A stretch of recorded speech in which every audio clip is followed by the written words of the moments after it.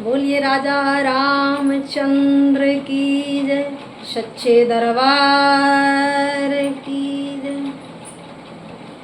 जिस समय मेघनाथ ने श्री लक्ष्मण जी के हृदय में वीर घातनी शक्ति का प्रयोग कर दिया, श्री लक्ष्मण जी को मूर्छा आ गई। मेरे से हनुमान जी ने उन्हें गोद में उठाया और लेकर के प्रभु श्री राम जी के पास आ गए। मेरे प्रभु श्री राम जी ने जैसे ही अपने छोटे अनुज श्री लक्ष्मण जी को मूर्छित अवस्था में देखा तो तुरंत उन्हें गोद में लिया और उनका सर पकड़ करके बार बार भ्रात भ्रात कह के पुकारने लगे कि भ्रात भ्रात कह के अब तो रघुबर यूं बोले हैं।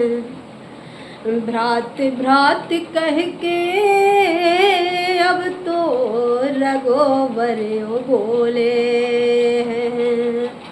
आँखें तो खोलो लक्ष्मण, आँखें तो खोलो लक्ष्मण, रण में हम अकेले हैं, रण में हम अकेले हैं और वन में हम अकेले हैं, रण में हम अकेले हैं और वन में हम अकेले हैं।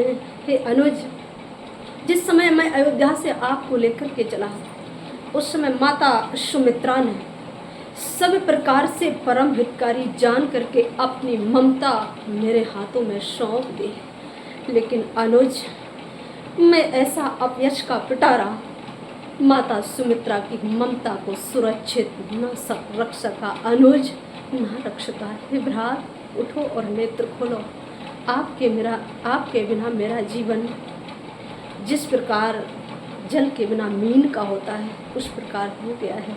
इसलिए अनुज उठो और आंखें खोलो कि पंख बिन पंछी जैसे मणि बिन विषधर है, मणि बिन विषधर है।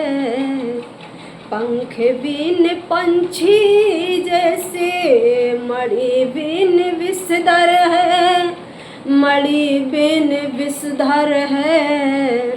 भाई बिन भाई वैसे छोड़ा क्यों अकेला है, भाई बिन भाई वैसे छोड़ा क्यों अकेला है।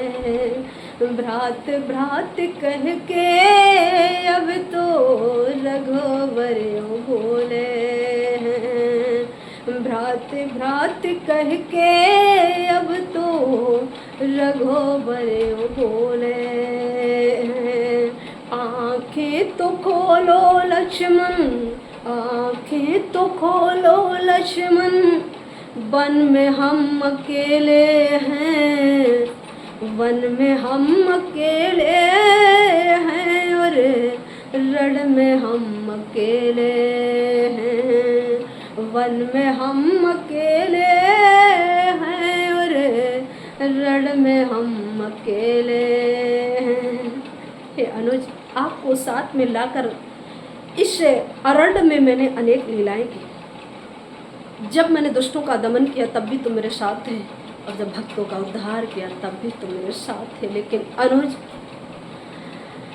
कि वन में साथ आकर तुमने बन के कष्ट झेले हैं, मेरे साथ आकर तुमने वन के कष्ट झेले हैं, वन के कष्ट झेले हैं।